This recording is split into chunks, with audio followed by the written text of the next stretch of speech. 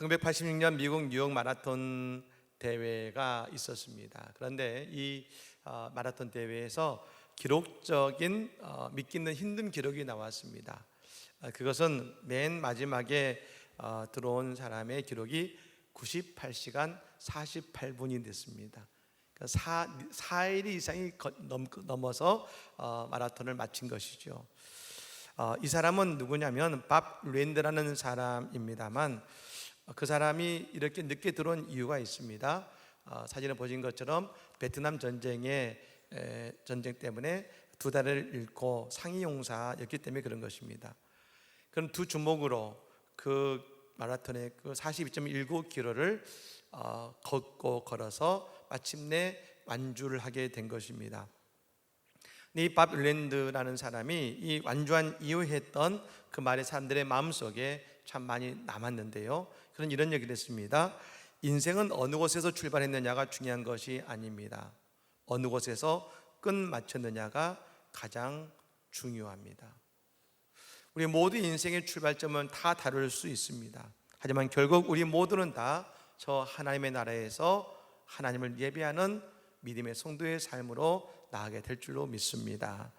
세상의 아스팔트는 우리를 지치게 만들고 힘들게 만들 수 있습니다. 하지만 마침내 주님이 맞아주시고 하나님의 나라에서 우리는 그 주님의 영광 속에 우리는 모두는 다 함께 거하게 될 것이라는 사실인 것입니다. 사랑하는 여러분, 오늘 우리를 기뻐해 주시고 맞아주시고 예배하는 우리의 신령 가운데 주의 은혜를 경험하는 복된 아침이 되시기를 예수님으로 간절히 축복합니다. 아멘. 지난주에 말씀드린 것처럼 우리의 이제 비전은 은혜의 생수가 흐르는 교회입니다. 따라해 보실까요? 은혜의 생수가 흐르는 교회. 자꾸 따라야 이제 익숙해지는 것입니다. 그리고 사명선언문은 감사함으로 예배하고 성령으로 하나 되어 땅끝까지 복음을 전하는 교회. 같이 한번 해보실까요? 감사함으로 예배하고 성령으로 하나 되어 땅끝까지 복음을 전하는 교회 될 줄로 믿습니다.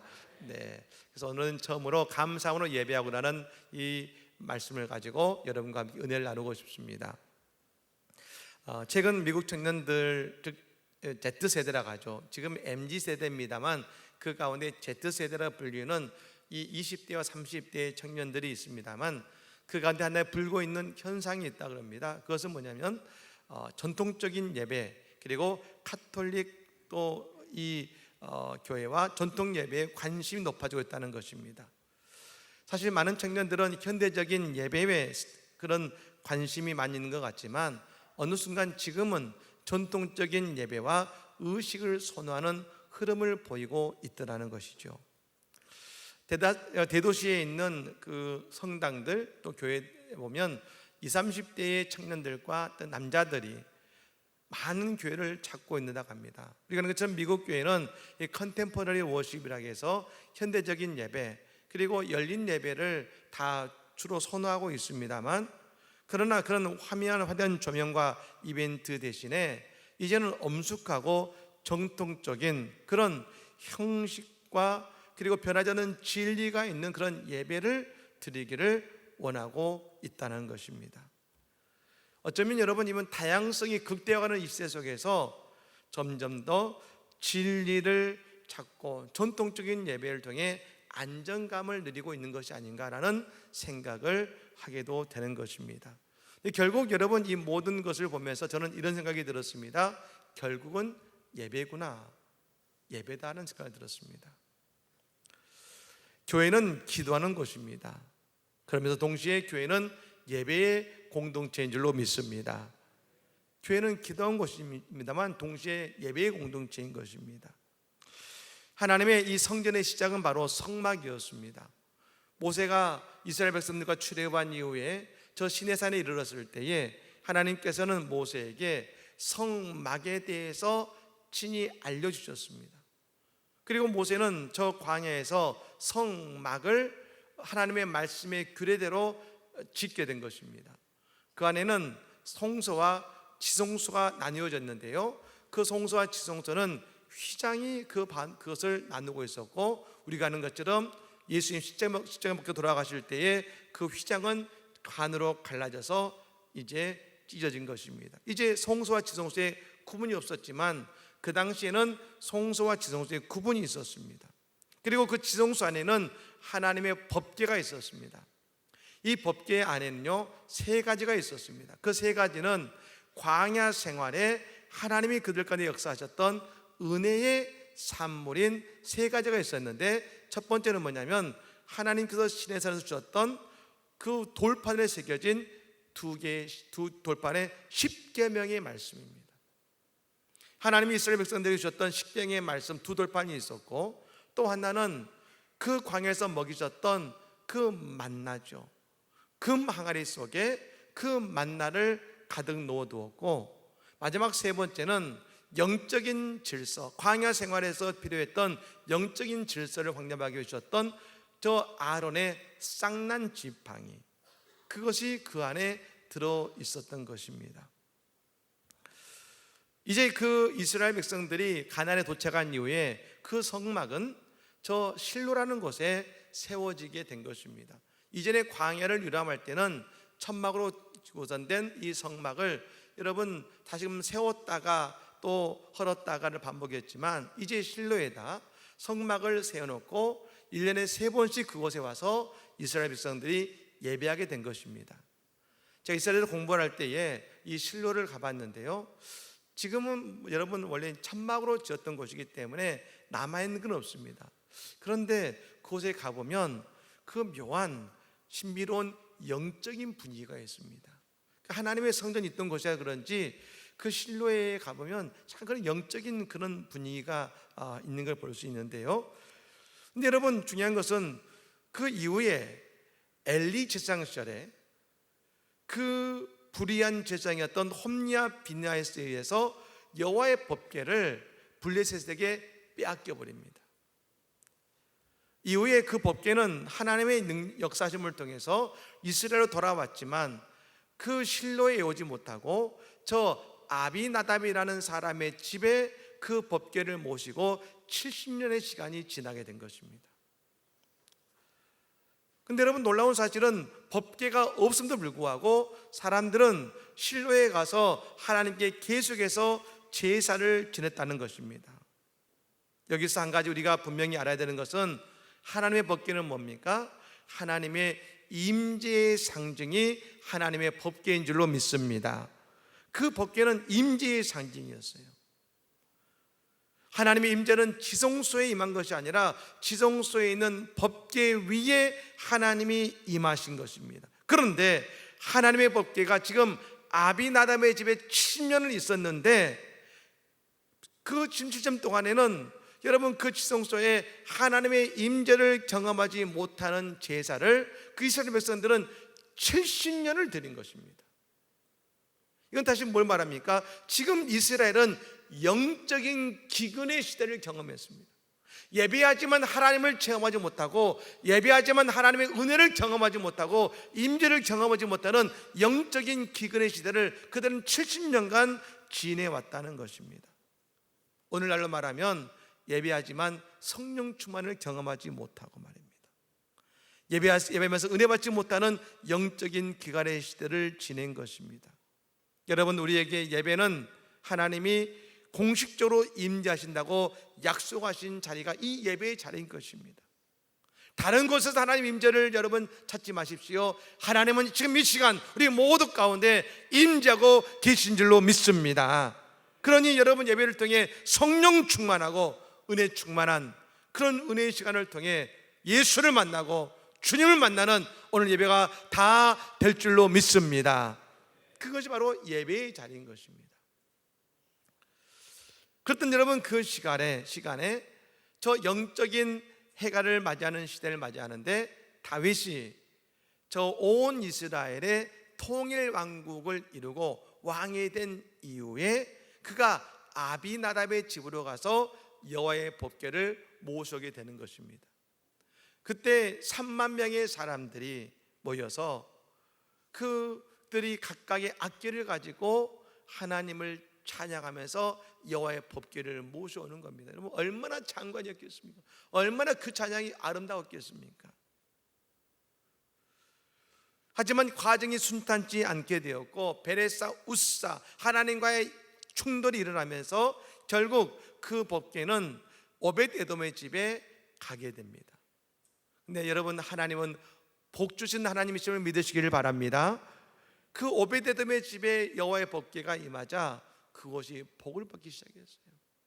얼마나 복을 받았는지 3개월 만에 말입니다. 저 다윗성에 오벳에돔의 집이 복을 받았습니다라는 소문을 들었을 때 다윗이 지금 일어나서 그 법궤를 모시러 갑니다. 이번에는 1만 명의 사람들이 모여서 하나님을 찬양하며 그 법궤를 모셔오게 되는 것입니다. 그 법궤는 다윗성에 모시게 되는데 다윗성에 이 다윗이 장막을 만듭니다. 여호와의 법궤를 모실 장막, 그 장막을 우리는 다윗의 장막이라고 부른 것이죠. 이후에 솔로몬이 그 아버지의 다윗의 장막을 보고 하나님의 성전을 예루살렘에 짓게 되므로 처음에는 실로에 있던 여호와의 성막이 다윗의 장막으로, 그리고 하나님의 솔로몬의 성전에 이제 임하게 되는 그 성전의 역사가 있게 된 것입니다. 근데 여러분, 이 다윗의 장막은 말입니다, 매일 다윗과 백성들이 하나님 앞에 나와서 매일 1000명의 레위인들이, 그리고 다윗과 그들이 함께 하나님을 찬양하고 춤추며 찬양했다는 것입니다. 다윗의 왕국이 잘 되는 가장 중요한 비결은, 사람들은 다윗의 용맹이라 말할지 모르고 그의 정치라고 말할지 모르지만, 그러나 다윗이 가장 강력한 나라를 이룰 수 있었던 이유는 다른 것이 아니라 다윗의 장막에서 있었던 예배자가 되어서 하나님께 예배했던 바로 그 시간이 그 이스라엘 나라를 가장 강력한 다윗의 왕국으로 만들었다는 것입니다. 다윗의 예배는 다윗이 복을 받는 중요한 이유였습니다. 그래서 여러분, 지금 말입니다, 이스라엘 백성들, 지금 유대인들은 그들이 예배드릴 때 어떻게 예배드리냐면 그들은 앉아드리지 않습니다. 그들은 춤추며 찬양하며 하나님을 지금도 예배하고 있습니다. 누구를 따라가냐면 다윗을 따라서요. 지금도 이스라엘에 가보면 이 전통적 유대인들이 그 검은 모자를 쓰고 양복을 입고 그들이 춤을 추고 찬양하며 원을 돌면서 하나님을 찬양하고 예배하는 것입니다. 여러분, 그렇다면 다윗이 그의 장막에서 했던 예배는 어떤 예배였을까요? 그 예배를 통해 다윗은 어떤 은혜를 경험했을까요? 오늘 함께 그 말씀을 나누고 싶습니다. 두 가지로 말씀드리고 싶은데요, 첫 번째는 이것입니다. 다윗은 감사함으로 그의 예배의 문을 열었다는 것입니다. 다윗 하면 그의 기도와 찬양과 예배가 떠오르지 않겠습니까? 그런데 시편에서 다윗은 예배자의 마음을 이렇게 고백하고 있습니다. 시편 100편 4절의 말씀입니다. 같이 한번 읽습니다. 감사함으로 그의 문에 들어가며 찬송함으로 그 궁중에 들어가서 그에게 감사하며 그 이름을 송축할지어다. 아멘. 시편 100편에 보면 말입니다, 다윗은 그가 예배의 자리로 나아갈 때 여러 가지 어떤 모습으로 나갔는지를 말해주는데, 그는 고백하죠. 한번 따라해 보실까요? 감사함으로 그 문에 들어가며, 감사함으로 그 문에 들어가며. 고백한 대로 될 줄로 믿습니다. 우리의 입술로 고백한 대로 되는 것인데요, 감사함으로 다윗 장막에 그는 들어갔다는 것입니다. 예배의 자리에 들어간 것입니다. 다시 말씀드리면 감사가 그의 예배의 문을 연 것입니다. 감사가 그의 예배의 시작이었다는 것입니다. 그럼 여러분, 여호와 앞에 나아갔던, 예배자로 나아갔던 다윗은 늘 즐거웠고 늘 행복했을까요? 그런 낙심한 일이 없었을까요? 그가 주회전에 나아갔을 때, 예배자에 나아갔을 때 그도 분명 죄를 짓는 일이 있었을 것이고 낙심한 일이 있을 때도 있었을 것입니다. 그런데 다윗은 언제나 그 예배자에 나아가서 들었던 첫 마음, 그가 들었던 첫 마음은 이것이었습니다. 감사였다는 겁니다. 감사. 그 감사가 은혜의 예배의 문을 연 것입니다. 우리가 갖고 있는 여러분 신앙의 오해가 있는데, 감사할 일이 있어야 감사하지요라고 말하는 사람들이 많습니다. 이것은 이성적 판단이죠. 하지만 우리는 신앙의 고백을 해야 될 줄로 믿습니다. 이성적 판단이 아니라 우리는 신앙의 고백을 해야 되는데 그 고백이 무엇입니까? 모든 상황 속에서 감사하는 신앙의 고백이 있어야 되는 것이죠. 그 가운데 여러분 위대한 고백, 그 큰 감사는 뭐겠습니까? 오늘 우리가 주님 전에 나와서 하나님께 예배할 수 있는 것이 가장 큰 감사요 큰 기쁨임을 믿으시기를 바랍니다. 나의 인생의 큰 기쁨은 하나님께서 오늘 나와 함께 하심이 우리의 큰 기쁨인 것이고, 그래서 우리가 성전에 나와서 맨 처음에 되는 기도는 다른 게 아닙니다. 따라해 보실까요? 하나님 감사합니다. 성전에 와서 딱 앉자마자 우리는 이 기도해야 되는 것이죠. 하나님 감사합니다. 감사합니다. 그 감사가 위대한 감사가 되어서 우리의 예배의 문을 여는 감사가 되는 것이지요. 이미 그 기도 속에서 우리 예배는 시작된 것일 뿐 아니라 그 감사가 곧 하나님을 향한 찬양이 되었음을 우리는 깨달아야 될 줄로 믿습니다. 우리는 늘 하나님께 예배할 수 있는 것 같지만 우리는 경험했지 않습니까? 코로나를 경험하면서 예배하지 못할 때가 있었습니다. 성전에서 예배하는 것이 당연한 것 같았지만 코로나를 겪으면서 우리는 성전에 나올 수 없었던 때도 있었습니다. 제가 병원 신방을 갈 때, 특별히 위중한 분들을 신방할 때 꼭 드리는 말씀이 있습니다. 집사님, 빨리 나으셔서 집사님 예배의 자리에서 예배하셔야죠. 그때마다 이 집사님이 소망을 가지세요. 목사님, 빨리 내가 예배의 자리에 가서 예배하고 싶습니다. 그분의 소원은 다른 게 아닙니다. 내 예배의 자리에서 하나님께 예배하는 것이 그때 인생의 위대한 소망인 것이죠.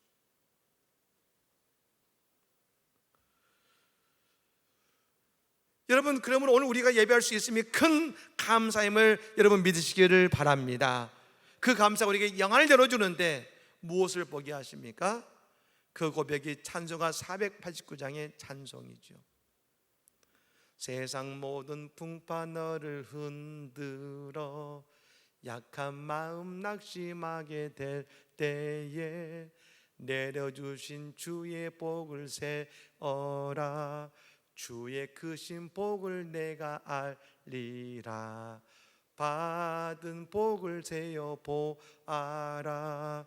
크신 복을 내가 알리라.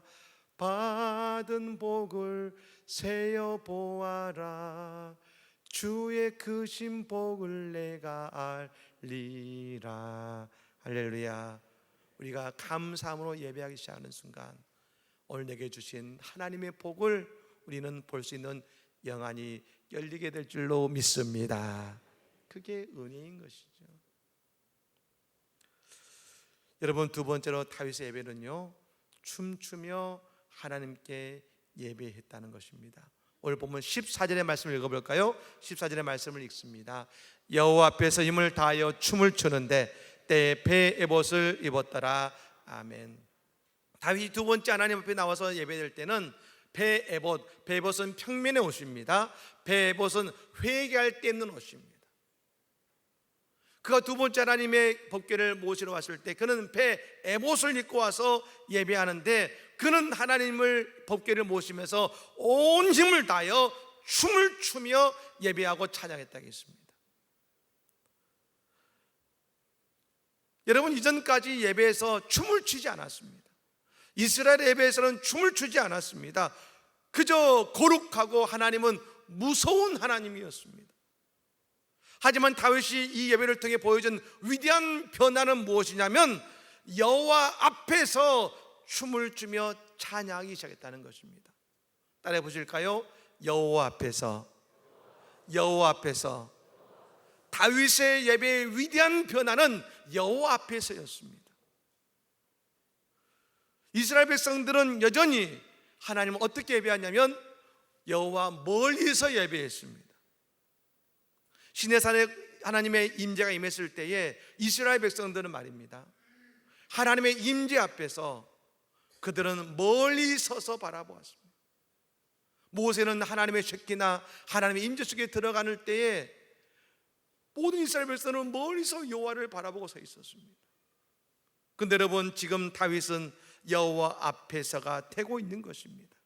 다윗은 여호와 앞에서 그 기쁨으로 하나님을 춤을 추며 찬양하고 있는 줄로 믿습니다. 이후에 레위인들이 찬양하고 다윗뿐 아니라 온 백성들이 하나님 앞에서 언제나 춤추며 찬양하는 하나님의 자녀가 된 것입니다. 이런 다윗을 하나님은 뭐라고 말씀하셨을까? 사도행전 13장 20절의 말씀에 이렇게 말씀합니다. 같이 읽습니다. 패하시고 다윗을 왕으로 세우시고 증거하여 가라사대 내가 이새의 아들 다윗을 만나니 내 마음에 합한 사람이라 내 뜻을 다 이루게 하리라 하시더니. 아멘. 따라해 보실까요? 내 마음에 합한 사람이라, 내 마음에 합한 사람이라. 이거는 우리의 응답될 줄로 믿습니다. 하나님이 우리를 향해서 너는 내 마음에 합한 사람이야. 얼마나 큰 축복의 말씀입니까? 왜 그러셨을까? 오늘 이 말씀이 떠올랐습니다. 하나님은 하나님의 백성을 자녀 삼아 주셨습니다. 그런데 이스라엘 백성들은 하나님께 대해 가지는 마음은 뭐였냐면 두려움이었어요. 두려움. 늘 하나님을 두려워했어요. 저 법궤가 70년 동안 아비나답의 집에 있었습니다. 왜 법궤를 찾아오지 않았습니까? 하나님을 두려워해서 찾아오지 못했습니다. 나중에 여러분, 다윗이 여호와의 법궤를 찾아올 때에 잘못된 모습과 방법 때문에 베레사 웃사 하나님과의 충돌이 일어나서 웃사가 죽는 모습을 보며 그때 다윗이 느꼈던 감정이 뭡니까? 사무엘하 6장 9절의 말씀입니다. 다윗이 그날에 여호와를 두려워하여 가로되 여호와의 궤가 어찌 내게 오려 하고. 다윗도 두려움을 느꼈어요. 두려움. 왜 여호와 앞에 서지 못하고 여호와 멀리 서 있었을까요? 두려워하니까요. 근데 하나님이 오베데돔의 집에 복을 주시자 다윗이 다시금 하나님의 앞에 나옵니다. 그리고 춤을 추며 영광을 돌리며 하나님을 기뻐하기 시작한 것입니다. 여러분, 하나님을 기뻐하시기를 바랍니다. 여러분, 저는 참 오늘 말씀이 은혜가 되었는데요, 다윗이 처음 춤을 추었을 때 다윗은 어떻게 춤을 췄습니까? 14절 말씀입니다. 14절 말씀을 다시 한번 읽어볼까요? 여호와 앞에서 힘을 다하여 춤을 추는데 때에 배 에봇을 입었더라. 아멘. 다윗이 하나님을 향해서 춤을 춥니다. 힘을 다하여. 노력이지요. 두렵지만 그런 하나님 앞에서 힘을 다하여 춤을 추는 다윗이었습니다. 그런데 그 힘을 다하여 추는 그의 춤, 그의 예배, 그의 찬양이 변화되기 시작합니다. 16절 말씀입니다. 우리 16절 말씀을 읽겠습니다. 여호와의 궤가 다윗 성으로 들어올 때에 사울의 딸 미갈이 창으로 내다보다가 다윗 왕이 여호와 앞에서 뛰놀며 춤춘 것을 보고 심중에 저를 없인 여기니라. 아멘. 처음에는 힘을 다하여 춤을 췄던 다윗의 춤을 오늘 다윗 성에서는 어떻게 추고 있습니까?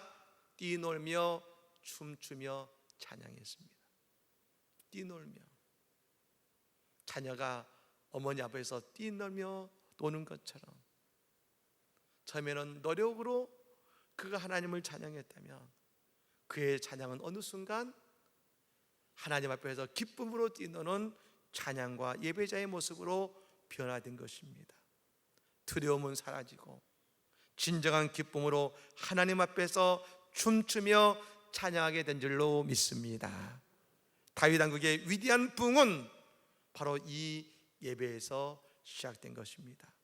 언제나 하나님께 예배하던 저 다윗의 춤추며 찬양하는 예배가 다윗 왕국의 진정한 힘이었음을 여러분 믿으시기를 바랍니다. 이런 연결에서 말입니다. 기쁨으로 예배하는 자를 하나님이 높여주심을 보게 됩니다. 16절 말씀을 다시 한번 읽어봅니다.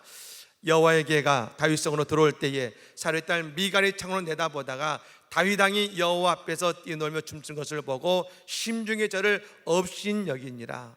오늘 여러분, 다윗의 뛰놀며 하나님을 춤추며 찬양하고 예배하는 그 모습을 볼 때에 오죽하면 그의 사랑하는 그 부인이었던 미갈이 그를 심중에 없인 여겼잖아요.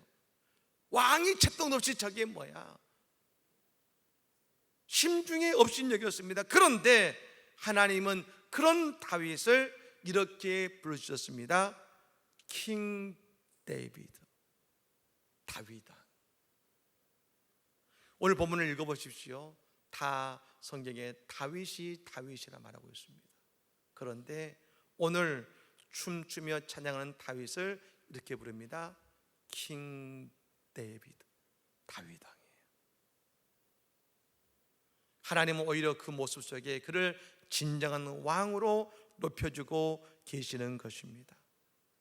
하나님은 진실로 예배하는 자를 부르시고 그 예배하는 자를 축복해 줄 뿐 아니라 예배하는 자를 들어 높이 사용하여 주실 줄로 믿습니다. 그게 예배자의 은혜인 것이에요. 교회는 바로 예배하는 것이고 하나님의 임재 앞에 기뻐하는 것입니다. 여러분, 그러므로 먼저 예배함을 통해 은혜 받으시기를 바랍니다. 다윗처럼 하나님 앞에서 기쁨으로 예배하는 제 모든 성도들이 되어야 되는 것입니다. 자, 예배를 통해 받았던 은혜 중에 한 가지를 잠깐 나누고 말씀을 나누고 싶습니다. 여러분, 프랑스에 가면 떼제 공동체라는 곳이 있습니다. 이곳이 기독교 수도원 같은 곳입니다만 그곳에 전 세계 젊은이들이 모여듭니다. 주중에는 2,000명의 젊은이들이 모여서 예배하고 주일이 되면 5,000명의 젊은이들이 모여서 함께 예배합니다. 근데 여러분, 그 모든 예배는 거의 찬양이 줍니다. 처음부터까지 거의 찬양입니다. 근데 찬양을 프랑스로 부릅니다. 영어도 아니고 한국어도 아니고 프랑스로 부르기 때문에 저도 같이 예배를 참여하는데요, 이제 무슨 말인지 잘 모르지요. 그건 의자가 없습니다. 다 바닥에 앉아서 예배를 드리죠. 저도 이렇게 쪼그리고 앉아서 예배를 드리고 있는데요, 근데 예배를 드린 옆에가 어떤 그 아버지와 어린 아들이 함께 예배를 드리고 있었어요. 그래서 예배를 드리나 보다 이제 나중에 알고 봤더니 독일에서 왔던 부자였는데 이렇게 예배를 드리고 앞에서 찬양을 같이 함께 하고 있는데, 근데 그 마음속에 성령이 주시는 마음이 있습니다. 양 목사야, 왜 이 사람은 아내 없이 아버지와 아들만 왔을까? 그러잖아요. 어린 아들이 왔는데 어머니가 없어요. 그래서 이렇게 봤더니 그 아버지 얼굴에 슬픔이 가득해요. 그 아들은 아픔에 안겨 있는데 그 아버지의 온갖 슬픔이 가득해요. 그때 이분을 위해 기도하기 시작합니다. 하나님, 이분을 불쌍히 여겨 주시옵소서. 왜 이곳에 왔는지 알 수 없지만 하나님이 위로를 얻기 위해서 이곳에 왔사오니 하나님, 이 사람, 이 가정을 하나님 축복해 주시라고 정말 간절히 기도가 나와요. 그리고 함께 그 찬양을 부르며 예배를 마치고 일어섰을 때 서로 함께 동성명하고 서로 함께 허그를 하는데 그때 얼굴을 봤더니 그분의 얼굴이 환하게 슬픔과 근심의 얼굴은 사라지고 예배 마친 이에 그 얼굴이 그렇게 아름다울 수 없고 밝은 웃음의 모습을 보면서 얼마나 큰 감사를 했는지 모릅니다. 성령께서 그 상한 마음을 치유하시고 그 마음속에 하나님의 소망을 주신 것 아니겠습니까? 여러분, 그 시대의 모든 이스라엘 백성들은 형식적인 예배, 그저 드리는 예배, 하나님의 임재가 없는 영적인 기간을 예배를 드렸지만 오늘 다윗은 새로운 예배자의 모습으로 누구도 하지 않았던 춤추며 하나님을 예배하며 하나님을 기뻐했던 하나님의 자녀 예배를 오늘 드릴 때에 그의 인생의 가장 위대한 경험을 그가 하게 되고 하나님의 위대한 사랑을 경험한 것 된 것처럼 말입니다. 오늘 우리 한신교회는 감사로 먼저 하나님께 예배함을 통해서 진실한 예배자가 되어서 우리에게 허락하시는 하나님의 그 위대한 사명을 감당하는, 먼저 그 사명을 감당하기에 예배를 통해 은혜 받고 예배를 통해 은혜 받고 축복받는 우리 모두가 되어야 될 줄로 믿습니다. 하나님의 위대한 사역의 시작은 우리의 수고가 아니라 예배입니다. 감사로 예배하는 그 속에서 다윗 왕국의 진정한 시작이 시작된 것처럼 우리가 감사로 예배하는 우리의 예배 속에서 하나님의 비전은 우리 가운데 반드시 성취되고 이루어질 줄로 믿습니다. 우리의 가정도 마찬가지, 우리의 사업도 마찬가지입니다.